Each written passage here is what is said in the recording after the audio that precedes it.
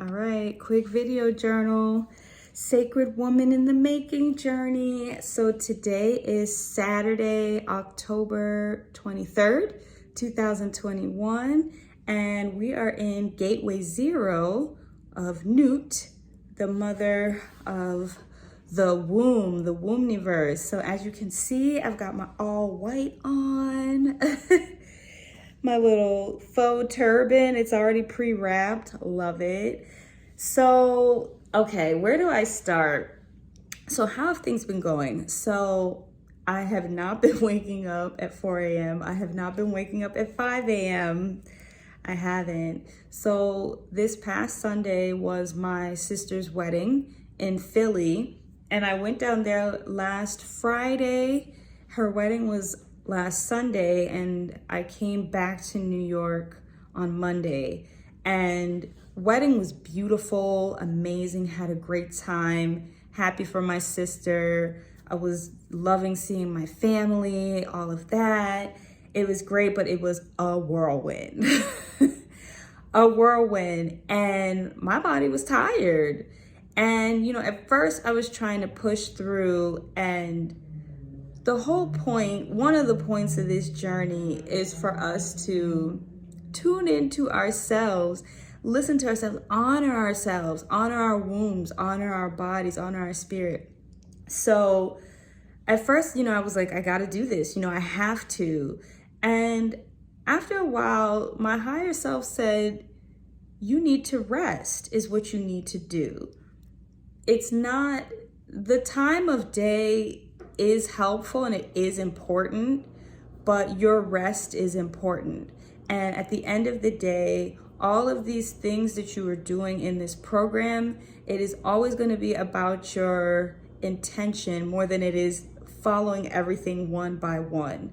But you need the rest. You need to rest. So I just allowed myself to rest. And when I woke up, that's when I would do my altar work. And I found that, I guess I don't have anything to compare it to, but I still got what I feel like I needed to get, or I was meant to get from doing my altar work, even though it wasn't at 4 a.m. or 5 a.m.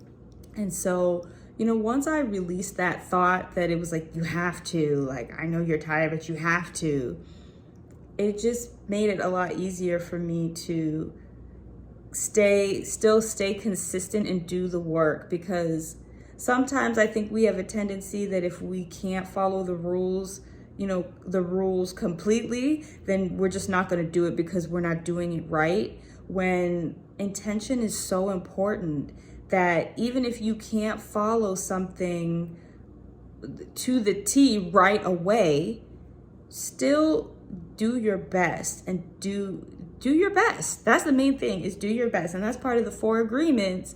I really enjoy the books and the teachings by Don Miguel Ruiz.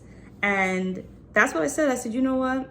This week, I think I just need to rest, allow my body to rest and recover from just the whirlwind that was, because I was involved in the wedding. So you know how that goes. So I just allowed myself to do that. And that felt really good.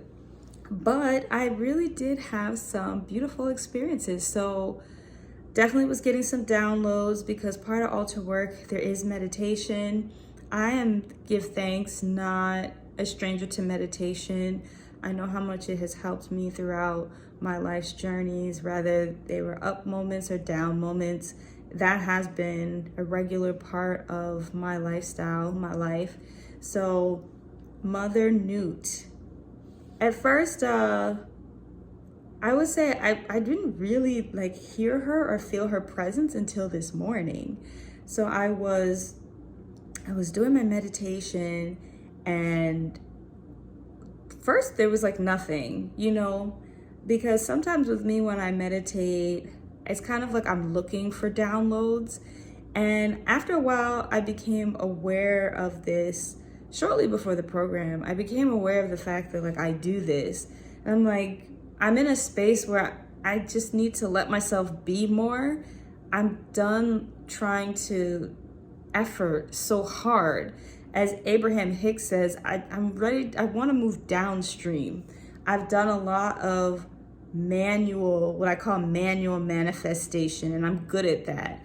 But I'm in a place now where I'm just growing, and it's like, if you're continuing to grow and expand and remember your oneness, your power to the divine, and really truly embodying the fact that you are a particular expression of the divine that it wanted to express as, why are you forcing? Why are you doing so much manual labor? Line up with the divine and let things flow, because I'm going to be open to way more than my human mind could even fathom or dream up. So that is where I am at. And so with meditation now, as of late, I have just allowed myself to just sit quiet. No intention of getting any information or not, just being present and doing nothing and just sitting there. And so at first in the meditation, that's what happened. Like, it was just nothing. And I was just enjoying the stillness, the peace, just like, I don't have anything to do right now, just basking in that moment. And then I felt her, and I felt her in my heart center first. And it just opened, my heart center just opened, and I was like, oh my gosh, it's her. Like, she's here, she's around me. And at first I just felt her, and I was just like, wow. I felt love, the truth, like the pure essence of love, which is unconditional, infinite. It's just there, boom. And I felt that, and that felt amazing. And then I just started to cry. I just started to cry. And I realized, like, as I was crying, I was just leaning on her bosom. I never saw her face, but it wasn't important for me in these moments to see her face. I just laid in her bosom and I just cried. And what I felt, the energy I felt, is like, sometimes you just need your mom. Sometimes you just need to lean on your mom and cry. And your mom doesn't even have to say anything or do anything. She just needs to hold the space for you and let you get it out. And she just held space for me. And at one point I felt her say, just let it out. It's okay. I'm right here. Just let it out. And I just released, a lot of things that is just part of our journey in life, is always, embodying things, bringing things in and releasing things.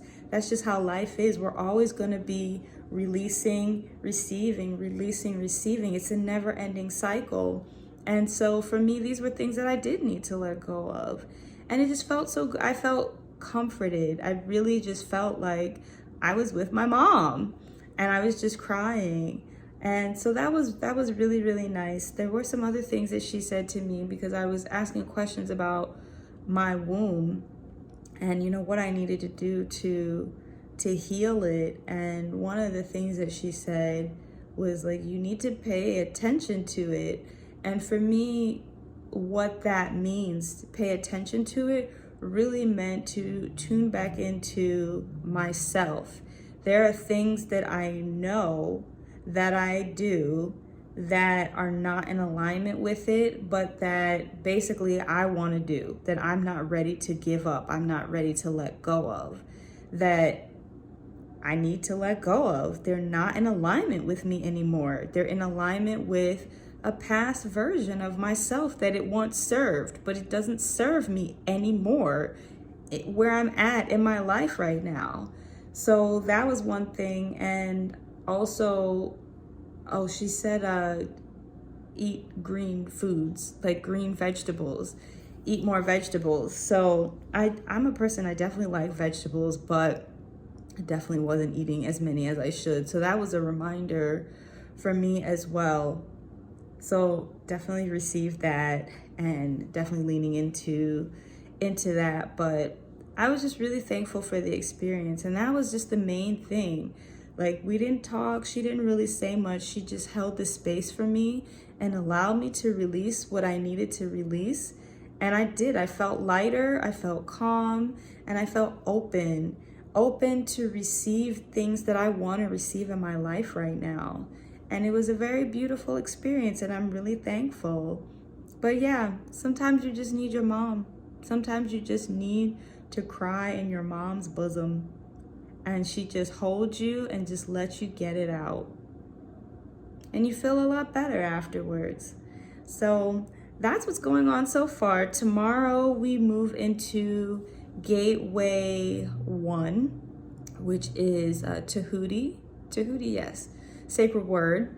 So I'm looking forward to that, but just sharing how the journey is going. Oh, I know one other thing I wanted to share is I had a little resistance to wearing all white. So while we're doing this, we're supposed to wear all white. And I've said this in another vlog. And I was just like, what's up with that? I feel like I'm online. And I was just like, Milan, be present for this experience. Like, is it really gonna kill you to wear all white for this 12 weeks? Like, just do it. You might really get something from this. So like, fix your face, fix your attitude, and be open, right?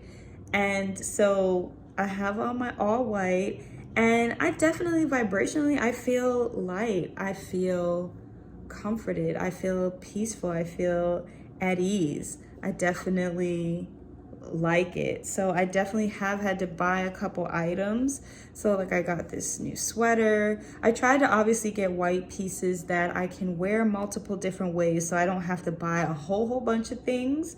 Like I said, I got this turban, I got this sweater, I got a pair of pants, actually 2 pairs of pants. One is like a pair of joggers, a pair of white jeans, and I got a long white skirt. I have a lot of white tops, so I should be fine on that front. And I have like 1 pair of all white shoes. They're tennis shoes.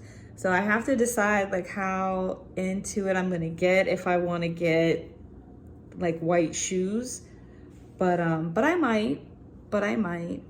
So I'm just happy that I opened my mind and fixed my face and fixed my attitude. Because again, I think I just didn't want to be inconvenienced. My ego was just like, why do I have to wear all white? How are they gonna police it? How are they gonna know I'm not wearing white every day? And it's like, you know, if you're wearing white every day. And it's not about policing it and like you have to do it. It's about helping and supporting me along this program and along the journey that I say that I want to get out of it. It's not rule or law, but these are helpful tools that are supposed to aid me and guide me along this. So if that's the case, don't block your blessings. Like, be open to it. Be open to it. I have stated before, like, listen, there may be times when I can't wear all uninterrupted white. I'm not going to judge myself harshly and say all these things. I'm going to do my best every single day. And that's all I can do. But I definitely am loving how I feel, loving the look. And yeah, so I'm glad that I fixed my attitude on that. But this is where we're at. So I'm looking forward to moving into the gateway number 1 in Tahuti with Sacred Word. And actually the 7-day detox, I believe, starts tomorrow as well, which I'm definitely looking forward to as well, because my diet has to shift. Like, I'm just realizing there's just no way around it anymore. There are certain things I just can't eat like I used to. And it's okay.